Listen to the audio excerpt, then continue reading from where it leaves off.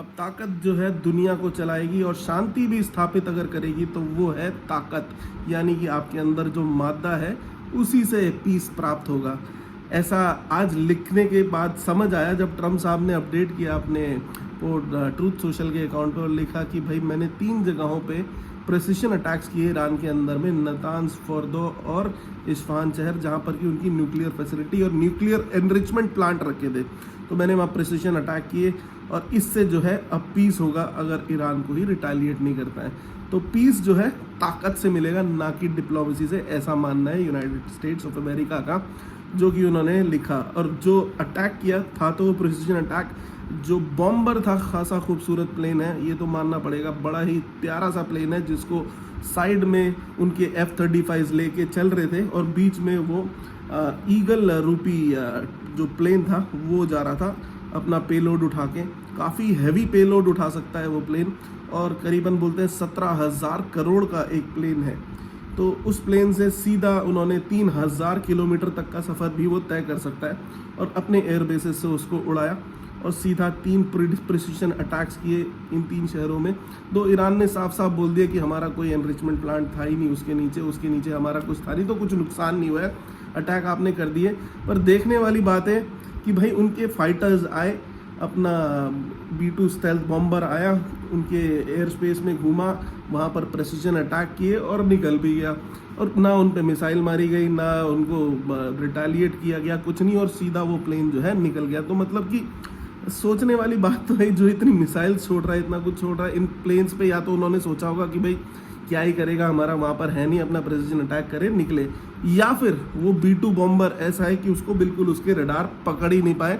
F-35 जो साथ में चल रहे थे उसको छोड़ के गए और वो भी उसको पकड़ नहीं पाए। तो इन दोनों में से, और या उन्होंने खुद ही नहीं किया, तो इसमें से क्या है, आप ही बताइए क्या हो सकता है। दो उसकी जो आकार है उस B-2 बॉम्बर का, स्टेल्थ बोलते हैं उसको, B-2 बॉम्बर स्टेल्थ स्पिरिट यानी आत्मा, उसका जो आकार है, अगर वो सीधा उड़ता है तो अब उसका मैनूवर ऐसा है कि जब मैनूवर करता है तो उसमें वो रडार पे अपना इम्प्रिंट बिल्कुल छोड़ता ही नहीं। अगर आप सामने से देखेंगे और साइड में वो हल्का सा मुड़ जाएगा तो बिल्कुल हवा में गायब हो जाता है और पिक्सल्स की तरह दिखता है। बड़ा ही शानदार प्लेन है। इस चीज़ पे तो हमें बिल्कुल वर्क करना चाहिए। तो हम अपना 5th जनरेशन जेट पे वर्क कर रहे हैं, जो कि HAL भी वर्क कर रहा है और अमका शायद उसका नाम है, उसके ऊपर वर्क किया जा रहा है। चलो वो अलग इशू है, फिलहाल को हम बात कर रहे थे आज का जो हमला हुआ। अब इसके बाद उम्मीद ये करी जा रही है कि ईरान अब क्या करेगा। उनके एयर बेसेस उन्होंने दिखाए अपने चारों तरफ, मतलब जहाँ जहाँ मिडल ईस्ट में अमेरिका के एयर बेसेस हैं वो सारे मार्क करके उन्होंने ऑफिशियल स्टेटमेंट रिलीज़ किया कि अब कुछ भी हो सकता है और ये जगह पे हमें मालूम है आपके सैन्य अड्डे हैं। अब वो सारे सैन्य अड्डे सारे विकसित देशों में ऑलरेडी हैं, चाहे वो बहरीन हो, चाहे वो कतर हो, UAE हो, कुवैत हो, मतलब इन सभी जगहों पे तो है ही हैं। और बाकी जो उन्होंने एयर बेसेस सीरिया, लेबनान, इन सब पे भी बना रखे हैं, तो वो तो है ही। तो सारे आइडेंटिफाई करके ईरान ने बताए कि भाई यहाँ आपके सैन्य अड्डे हैं और हम बिल्कुल हमला करने के लिए तैयार हैं। बाकी उनके जो मिलिटेंट ग्रुप्स साथ में उनके साथ ऑपरेट करते हैं, चाहे वो हौथी रिबल्स हो, यमन वाले, या फिर हमास हो, जो भी कमज़ोर कर दिए गए हैं बट है फिर भी उनमें असला बारूद, कि वो शिप्स वगैरह की आवाजाही रेड सी में जो है प्रतिबंधित कर सकते हैं। तो उन्होंने हौथी रिबल्स ने तो साफ साफ बोला यमन की तरफ से कि भाई हमारे यहाँ से कोई अमरीकी जहाज़ अब गुजरना नहीं चाहिए। तो स्थिति काफ़ी नाजुक है। बट इसके बाद जो रिटेलिएट सुबह सुबह किया, ईरान के पास जो मिसाइल थी, खैबर मिसाइल, भाई क्या ज़बरदस्त मिसाइल थी। उसका प्रदर्शन उन्होंने सीधा सीधा दिखाया कि कैसे वो लॉन्च करी जाती है, स्पेस में जाती है और वहाँ से जाके तगड़ा पेलोड, मतलब कि एक्सप्लोसिव लोड करके तगड़ी तबाही मचा दी उसने। दो उसमें कैजुअलिटी के सीधे फिगर्स तो आए नहीं इसराइल की तरफ से, कितने आए हैं, बट तबाही मचाई है। उसके बाद जैसे ही रात को बॉम्बर पूरा अटैक करके इसराइल मतलब कि ईरान से बाहर निकले, तो ईरान ने सुबह सुबह ही उसके बाद इमीडिएटली अपनी खैबर मिसाइल लॉन्च करी और सीधा निस्ते नाबूद करते हुए उड़ाई और पहुंचा दी इसराइल।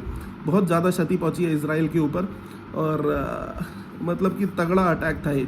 अब देखना ये है आज रात को क्या होता है, क्या शांति रहती है या फिर भगवान करे शांति ही बनी रहे। हम तो नहीं चाहते कि इतना आगे बढ़े युद्ध, बट देख के दुनिया का कानून, कायदा कानून देख के हमें तो यही फील होता है कि हमारे जो होमी बाबा थे होमी भाभा रिसर्च सेंटर के पिताश्री, मतलब हमारे जो एटॉमिक बॉम्ब रिसर्च के हमारे जो मेन करता धरता थे, उनका हम तहे दिल से धन्यवाद करते हैं, चाहे वो इंदिरा गांधी जी हो या फिर हमारे अटल बिहारी वाजपेयी जी, जिन्होंने दुनिया भर का रिस्क लेते हुए, आप देख रहे हैं ना कैसा रिस्क चल रहा है एक न्यूक्लियर फैसिलिटी को लेके, दुनिया भर का रिस्क लेते हुए हमको न्यूक्लियर नेशन बनाया, और आज कोई हमारे ऊपर आंख नहीं उठा के देख सकता। दो हम आगे भी काम कर रहे हैं, क्योंकि टेक्नोलॉजी कैसे बढ़ रही है, कितनी तेज़ बढ़ रही है। आप देख रहे हैं किस किस तरह के प्लेन्स चलते हैं आजकल। मतलब आप अगर देखेंगे दुनिया 5th जनरेशन प्लेन्स की तरफ बढ़ रही है, जेट इंजन की तरफ बढ़ रही है।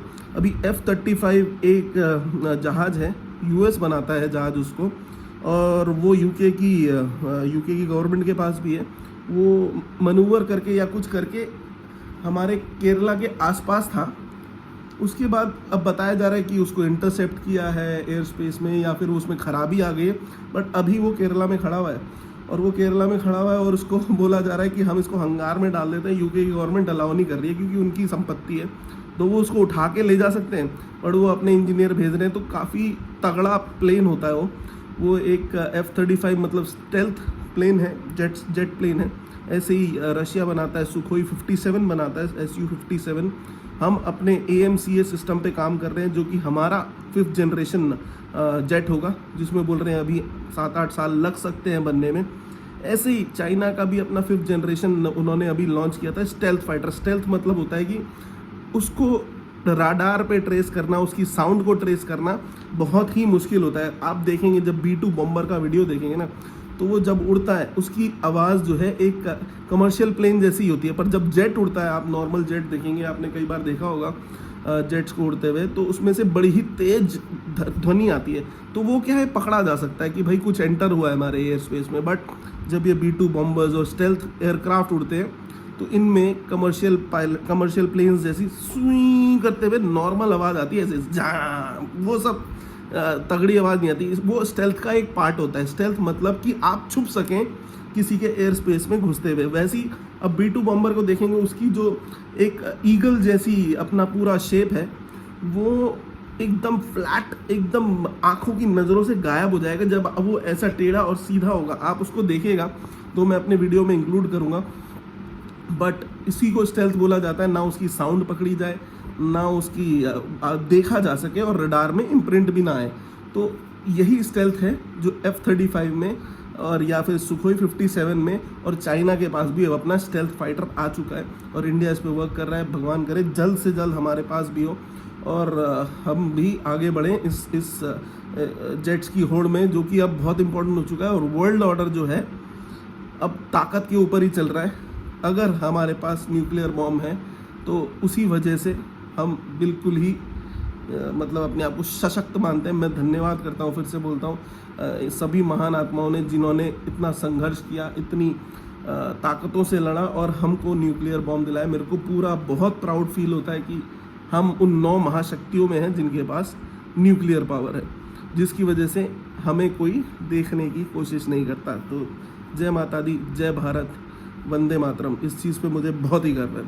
इसके अलावा अभी आप देख सकते हैं कि मेन चीज़ बात चल रही है बिजनेस के ऊपर में, कि खाड़ी क्या बोलते हैं, हॉर्मूज़ की खाड़ी, यानी कि स्ट्रेट ऑफ हॉर्मूज़, जहाँ से 80% का तेल का कारोबार होता है, चाहे वो तेल जाए यूरोप शिप्स के थ्रू। मतलब एक संकरी सी खाड़ी है, आप ईरान और मिडल ईस्ट के बीच में, ईरान उसको कंट्रोल करता है।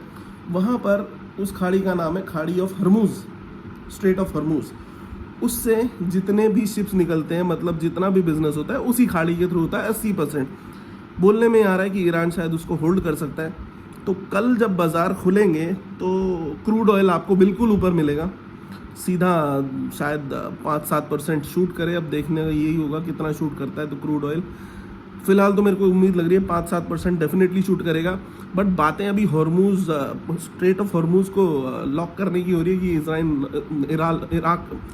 ईरान उसको ब्लॉक करेगा। तो अभी तक कोई ऑफिशियल कंफर्मेशन नहीं आया, बट अगर करा उसको तो बहुत ज़्यादा क्रूड में उछाल आ सकता है। और भारतीय बाज़ार की बात अमूमन देखी गई है, जब जब ऐसा स्थिति आई है युद्ध की या फिर कुछ आया, तो भारतीय बाज़ार कॉन्ट्रा मूव देके ऊपर की तरफ गए हैं।